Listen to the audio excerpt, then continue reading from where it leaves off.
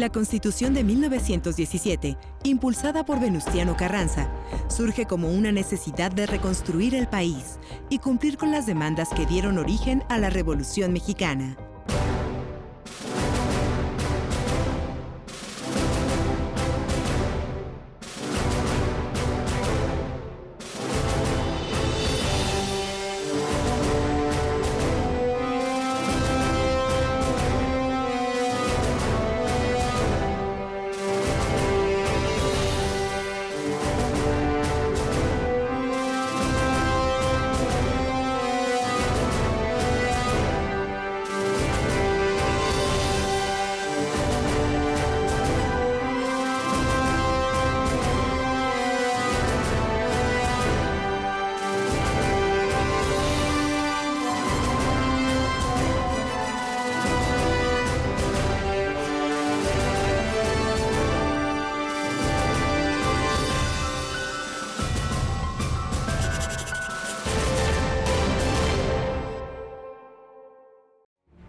Tras el agitado proceso de la lucha armada, era necesario levantar el proyecto de nación que el movimiento revolucionario había soñado.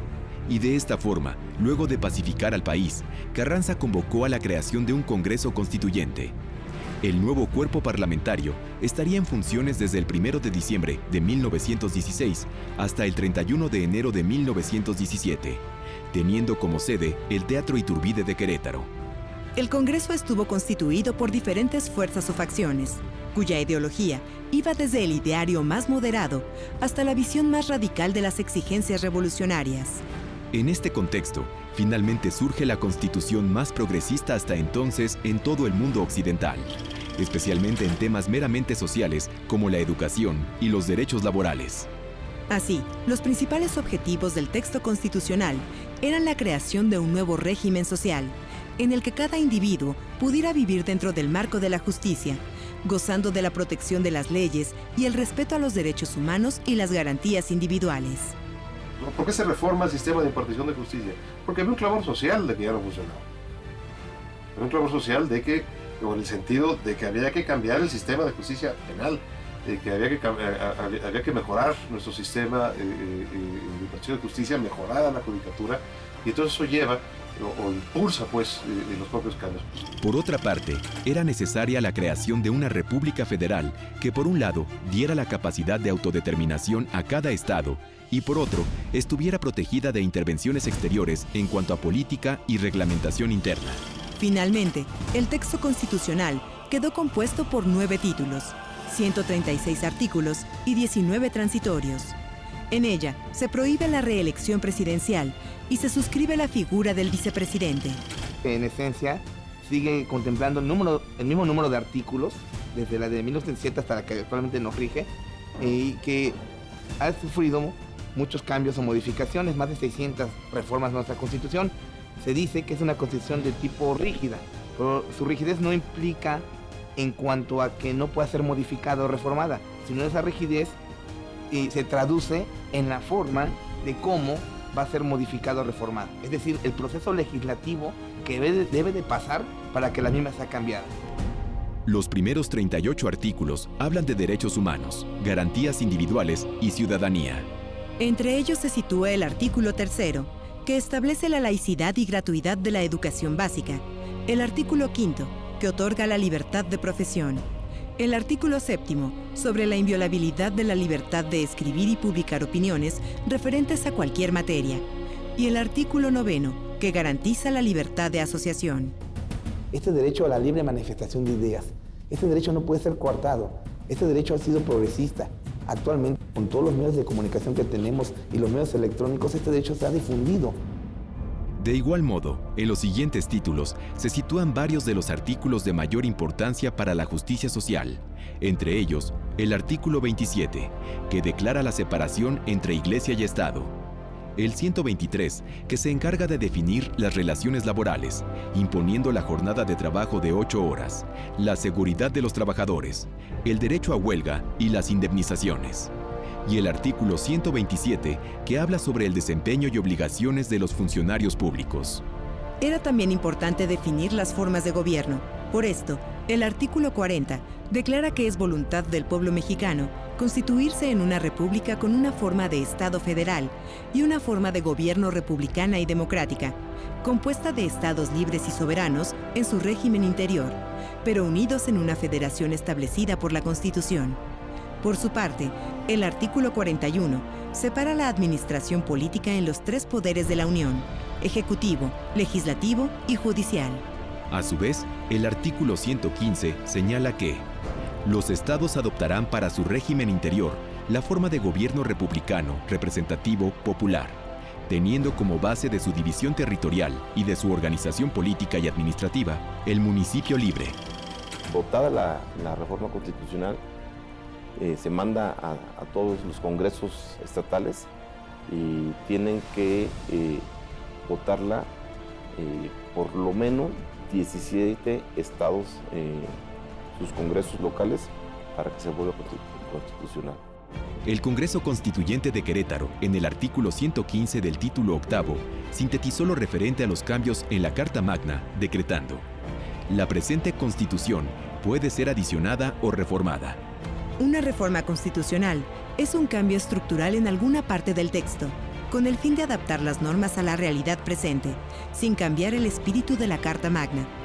El 8 de julio de 1921, bajo el gobierno de Álvaro Obregón, la 29ª legislatura del Congreso de la Unión reformó el artículo 14 transitorio y la fracción 27ª del artículo 73 de la Constitución, referente a los planteles de instrucción pública, facultando al Congreso de la Unión para establecer escuelas rurales. Con esto se iniciaba el largo proceso de análisis y ajustes al texto constitucional, entendiéndolo como una entidad viva, siempre sujeta a transformaciones como vía de evolución. La primera reforma constitucional se produjo tan temprano como en 1921, y la Constitución llevaba unos cuantos años de vigencia, y se hizo necesario reformar la fracción 27 del artículo 73 constitucional, que se refiere a educación.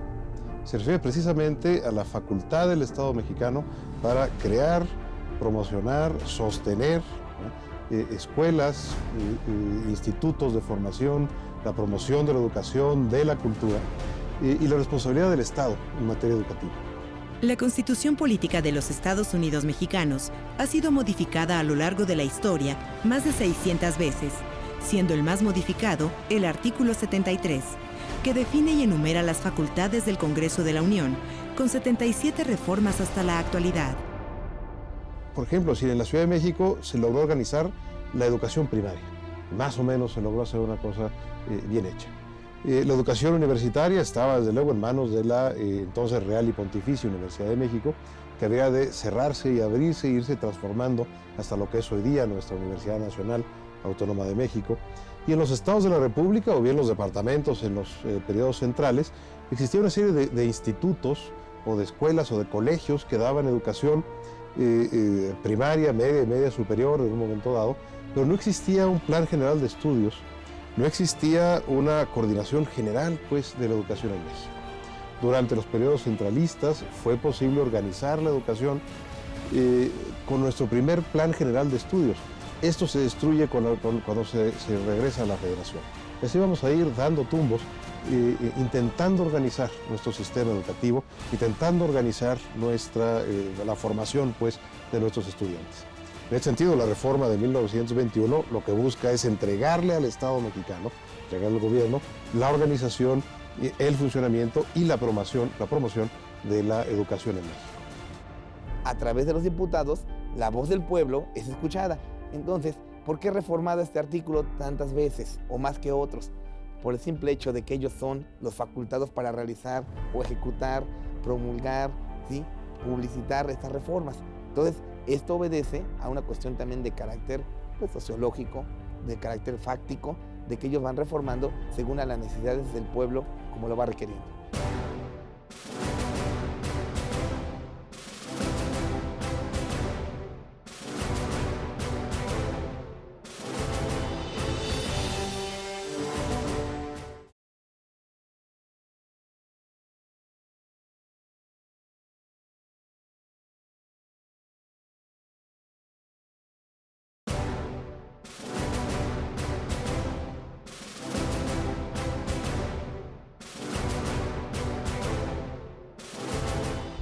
Muchas de las transformaciones más importantes de nuestra historia constitucional se han dado en los artículos que garantizan la igualdad y el bienestar social.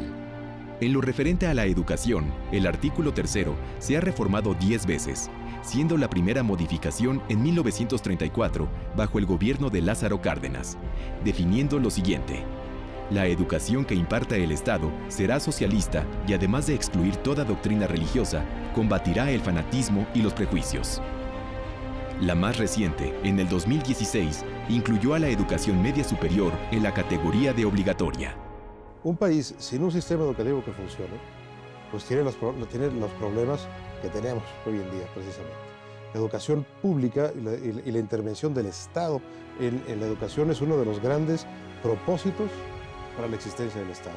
¿Para qué queremos un Estado si no es capaz de darnos la educación necesaria, si no es capaz de verificar, conducir y asegurarse de que la educación, ya sea impartida por particulares o ya sea impartida por el propio sector público, sea una educación de calidad, con los contenidos adecuados, que inculque pues a la población los valores necesarios?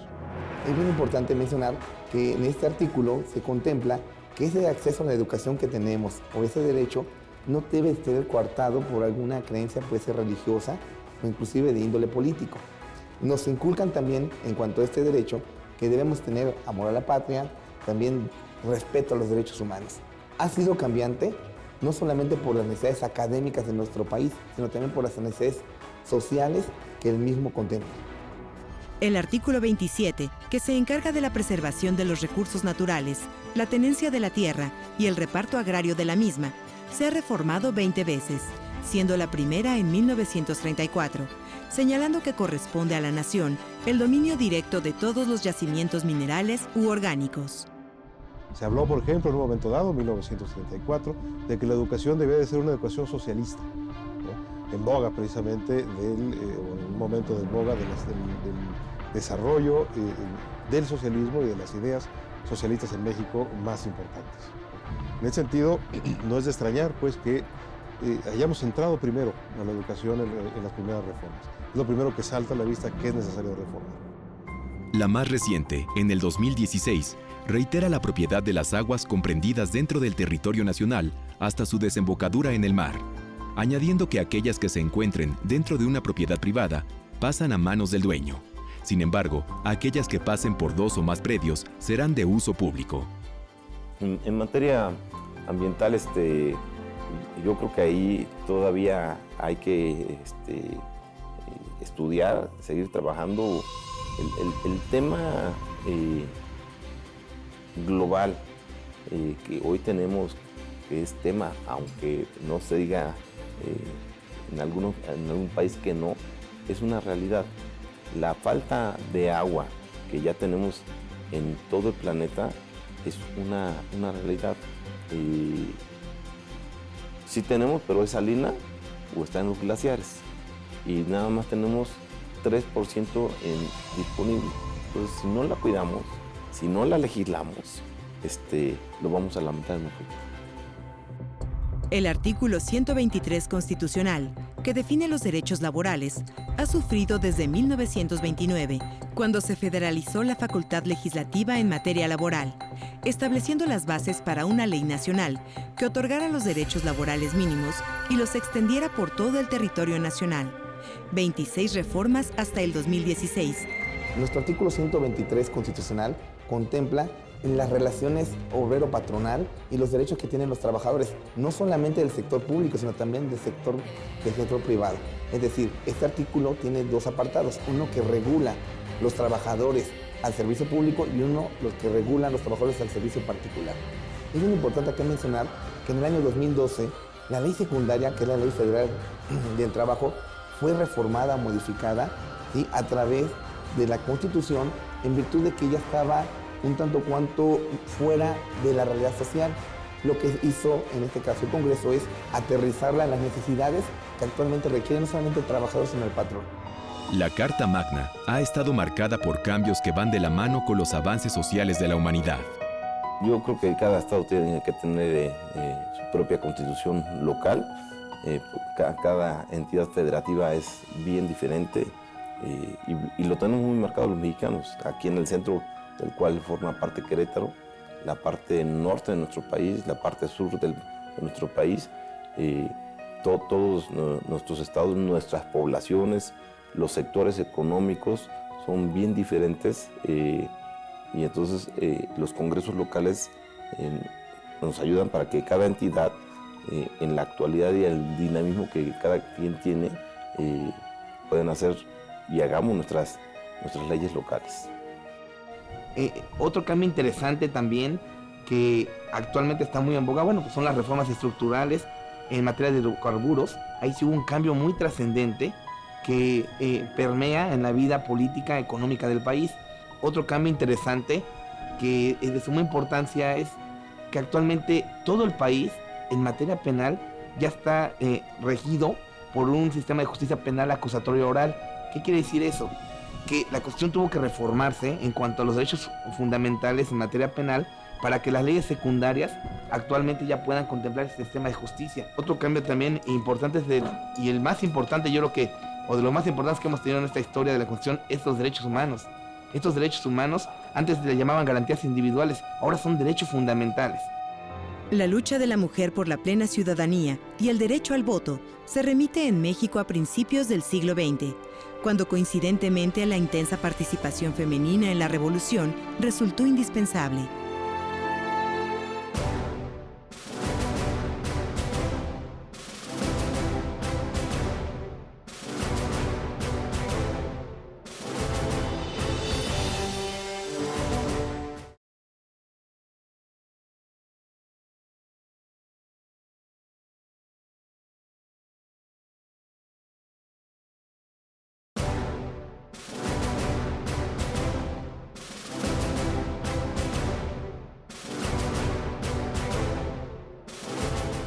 El primer Congreso Feminista se realizó en México en 1916 y en el mismo año, Hermila Galindo, secretaria particular de Venustiano Carranza y fundadora del semanario político Mujer Moderna, dirigió una carta al Congreso Constituyente de Querétaro, expresando que es de estricta justicia que la mujer tenga el voto en las elecciones de las autoridades, porque si ella tiene obligaciones con el grupo social, razonable es que no carezca de derechos. Un cambio trascendental buscando esa equidad de género que actualmente se tiene fue el derecho que adquirieron las mujeres no solamente a votar, sino también a ser votadas, es decir, a tener injerencia en la vida política del país. Cuestión que desde que entró en vigor esta Constitución de 1917 no lo tenían. Sin embargo, el derecho al sufragio femenino no fue incluido en la Constitución de 1917. Expresamente el texto constitucional de 1917 no relega a las mujeres, pero tampoco las coloca de manera expresa obviamente en su redacción, lo cual obviamente se interpretó en un sentido de que el derecho de ciudadano se iba ligado directamente a los hombres por no estar expresamente señalada las mujeres. El 17 de febrero de 1947, bajo el gobierno de Miguel Alemán, se publicó en el Diario Oficial la reforma al artículo 115 de la Constitución, permitiendo a la mujer participar en las elecciones municipales. La lucha por el derecho al voto de las mujeres y para obviamente lograr derechos ciudadanos, obviamente se presenta incluso, perdón la reiteración aquí, pero desde los primeros movimientos liberales. Por ejemplo, en Francia, Olympique de Gouges fue la primera ciudadana que buscó el reconocimiento de los derechos de la mujer y de la ciudadana, obviamente en un contexto revolucionario, y en México hubo diferentes momentos que fueron ligados obviamente con otros momentos a lo largo de la historia del mundo, que factores sociales, factores culturales que también impactaron en México, fueron generando una noción de buscar un reconocimiento del derecho de las mujeres al voto, de los derechos ciudadanos, y principalmente en el contexto de la revolución hubo muchos avances para lograr ello. Hubo un club antirreeleccionista femenil en el contexto del apoyo que se brindaba a Francisco y Madero. Posteriormente, en la época de Lázaro Cárdenas, también hubo movimientos en los que se buscaba una mayor participación política y activa de las mujeres que se encontraban relegadas. Esto, obviamente, en un contexto que nos permite a nosotros vislumbrar que siempre estuvo presente, latente, este impulso de las mujeres para poder ser reconocidas como plenas ciudadanas y, obviamente, con todos los derechos que va inherente bajo este punto y bajo este principio. Finalmente, el 17 de octubre de 1953, se publicó en el Diario Oficial de la Federación una reforma al artículo 34 constitucional que redefinía el concepto de ciudadanía, puntualizando que son ciudadanos de la República los varones y las mujeres que, teniendo la calidad de mexicanos, reúnan además los siguientes requisitos: haber cumplido 18 años siendo casados o 21 si no lo son, y tener un modo honesto de vivir.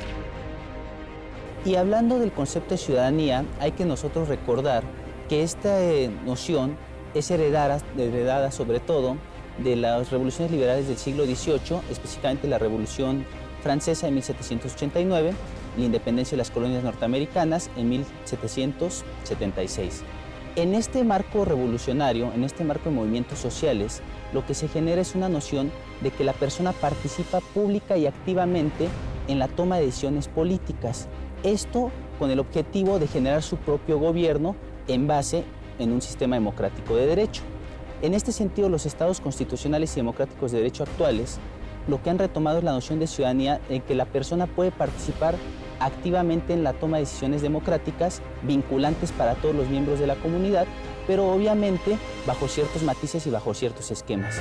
Así, el 3 de julio de 1955, las mujeres mexicanas acudieron por primera vez a las urnas para manifestar su voluntad en las elecciones a diputados federales para la 43ª legislatura.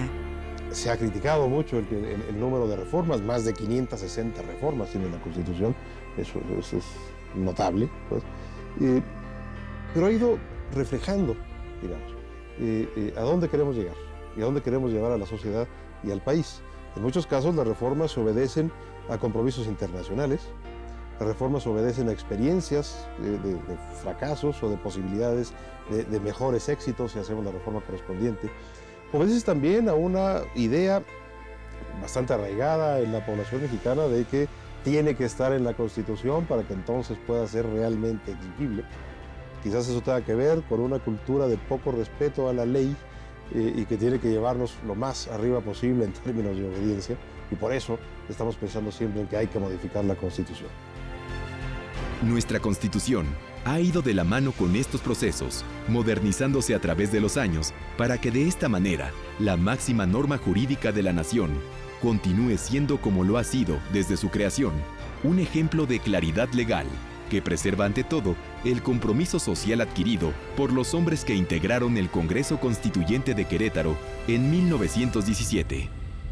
100 años que deben de movernos a la reflexión, ¿no?, al análisis del texto constitucional, a sopesar si ese México de 1916-17, que fue el que redactó la Constitución, pues es el mismo México que tenemos hoy día. Si esa sociedad mexicana de 1916-17 se parece en algo a la sociedad mexicana del año 2016-2017. Y en ese sentido, hacer los ajustes correspondientes, ¿no? Pensar a dónde nos queremos ver de aquí a 20, a 50, a 80, a 100 años. Entre más justicia legal, vamos a evitar injusticia social. Entonces es muy importante que los ciudadanos, los particulares, conozcamos qué derechos tenemos, pero también los apliquemos. Y el medio, por perfección de control a esta Constitución, es el juicio de garantías o juicio de amparo. Invitarlos a Querétaro, que otra vez será epicentro, una vez más, de la historia de los mexicanos, y estando orgullosos de que conmemoremos 100 años de lo que nos rige a todos los mexicanos. Sí, evidentemente, como lo hemos platicado, con más de 600 modificaciones, pero para estar a la actualidad de un México moderno, invitarlos todos a Querétaro, porque al final está en Querétaro, pero es una fiesta de todos los mexicanos.